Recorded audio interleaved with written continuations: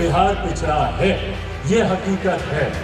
हर वो व्यक्ति, हर वो नेता, हर वो राजनीतिक दल जो बिहार में विकास की बात करता है, और उसमें से अधिकांश ऐसे राजनीतिक दल हैं जिनको दशकों तक जिनको मौका मिला बिहार को विकसित बनाने का, आज वो लोग मंच पर जाकर बिहार के विकास की बात करते हैं, बिहार को विकसित बनाने की बात करते हैं। मैंने आज तक कभी नहीं सुना कि कोई दिल्ली का लड़का बिहार आता हो शिक्षा के लिए। आप लोगों ने सुना क्या?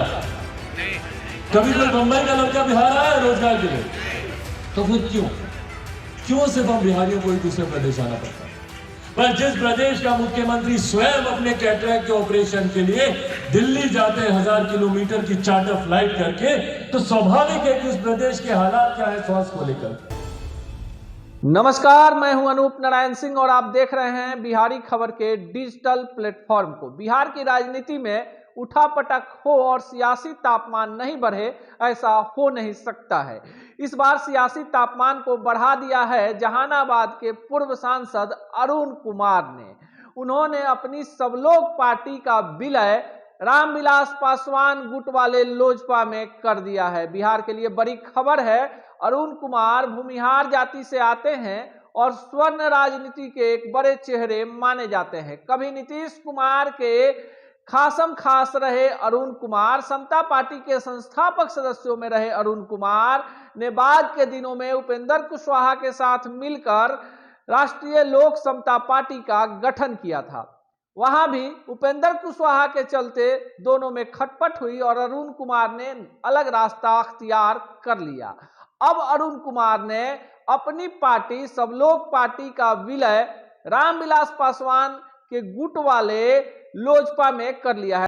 प्रदेश एक बदलाव की ओर बढ़ रहा है, और जैसा मैंने कहा कि जब युवा जोश के साथ अनुभव मिलता है तो ये इतना खूबसूरत मिश्रण होता है। युवाओं में जोश होता है, नई सोच होती है, पर अनुभव का कोई पर्याय नहीं होता। आज जब अनुभव भी हम लोग के साथ यहाँ पर जुड़ने जा रहा है, डॉक्टर अरुण कुमार जी के रूप में, जिन्होंने मेरे नेता, मेरे पिता स्वर्गीय रामविलास पासवान जी के साथ उनके हाथ को मजबूत करने का उन्होंने काम किया। उनकी विपरीत परिस्थितियों में जब उन्होंने पार्टी की नींव रखी, उन्होंने उस दौर में उनके हाथ को मजबूत करने का उन्होंने काम किया। ये मेरे लिए खुशी और गर्व की बात है कि आज जब मेरे नेता यहाँ पर मौजूद नहीं है, तो एक अभिभावक की भूमिका में जिस तरीके से डॉक्टर अरुण कुमार जी सामने आए, और जैसा मैंने कहा कि उस वक्त भी, जिस वक्त में व्यक्तिगत तौर पर भी आप सब जानते हैं जिस तरीके से पार्टी में, परिवार में एक साजिश के तहत, एक रणनीति के तहत, चिराग पासवान को मिटाने की सोच के तहत जिस तरीके से कुछ ताकतवर शक्तियों ने अपने प्रभाव का इस्तेमाल करने का प्रयास किया, उस वक्त सबसे पहले और सबसे मजबूती से मेरा साथ देने वाले, मेरे साथ मजबूती से खड़े होने वाले डॉक्टर अरुण कुमार जी रहे। ना सिर्फ मेरा साथ मानसिक तौर पर दिया, बल्कि उन्होंने प्रधानमंत्री जी को भी पत्र लिखकर तमाम परिस्थितियों के बारे में और बिहार में जिस तरीके से राजनीतिक षड्यंत्र रचा जा रहा है उसके बारे में भी उन्होंने मजबूती से प्रधानमंत्री जी को भी लिखित तौर पर न सिर्फ उन्होंने जानकारी दी, बल्कि हर मत से मजबूती से उन्होंने इस विषय को उठाने का काम किया। मेरे लिए आज ये खुशी, हर्ष और गर्व की बात है कि एक ऐसे नेता जिन्होंने बिहार की राजनीति में न सिर्फ उनका एक बड़ा वर्चस्व है, बल्कि वो निरंतरता में समर्पित रहे।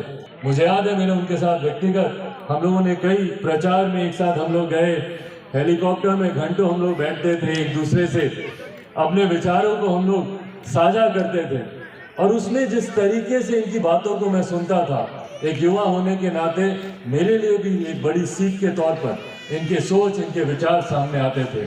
और आज मुझे खुशी है कि पार्टी में सक्रिय तौर पर अक्सर ये रहकर भी मुझे अपने सुझाव देते थे, बताते थे कि नहीं देखिए ऐसा कीजिए, पार्टी में ऐसा करने की जरूरत है, संगठन में ये करने की जरूरत है।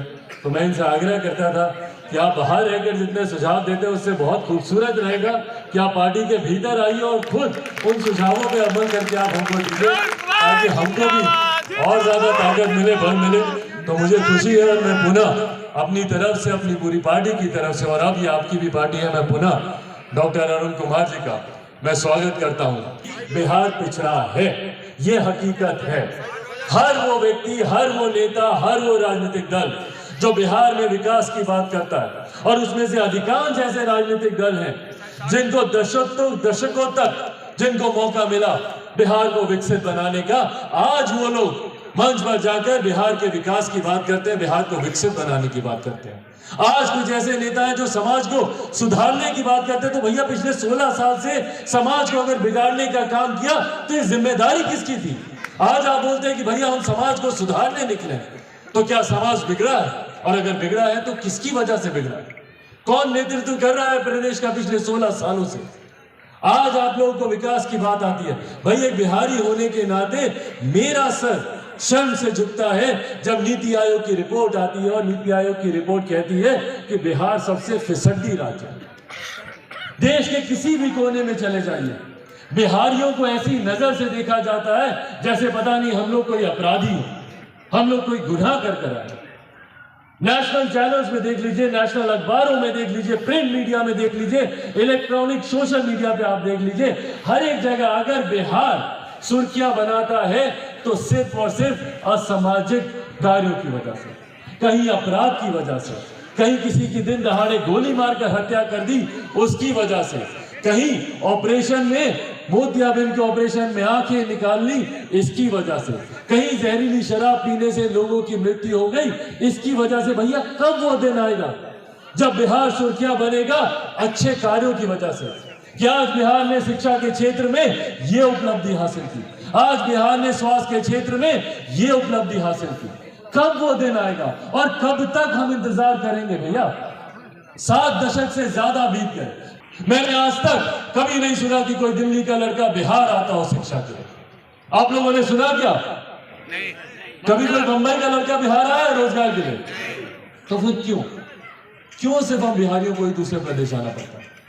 शिक्षा के लिए, रोजगार के लिए, स्वास्थ्य सेवाओं के लिए युवा खड़े हैं। मैं देखता हूं दिल्ली, बंबई जाते हैं, वहां पर बेंगलोर जाएंगे, गुरुग्राम जाएंगे, नोएडा जाएंगे, तमाम दूसरे प्रदेशों में जाएंगे और रोजगार करेंगे, बेहतर रोजगार करते हैं, उद्यमी बनते हैं। दूसरे प्रदेशों में जाते हैं तो यही बिहार का युवा 150-500 आदमी को रोजगार देने के काबिल बनता है, पर वही युवा जब बिहार में रहता है तो उसको वो सुविधाएं नहीं मिलती, वो अपॉर्चुनिटी नहीं मिलती कि वो अपने आप को या अपने परिवार को आगे बढ़ा सके। मैं देखता हूं महिलाओं को, बुजुर्गों को दिल्ली में जाकर एम्स के सामने दिनों दिन तक लाइन लगाकर खड़े रहते हैं डॉक्टर से मिलने के लिए। भाई ये स्वास्थ्य सेवा हमें हमारे प्रदेश में क्यों नहीं मिल सकती?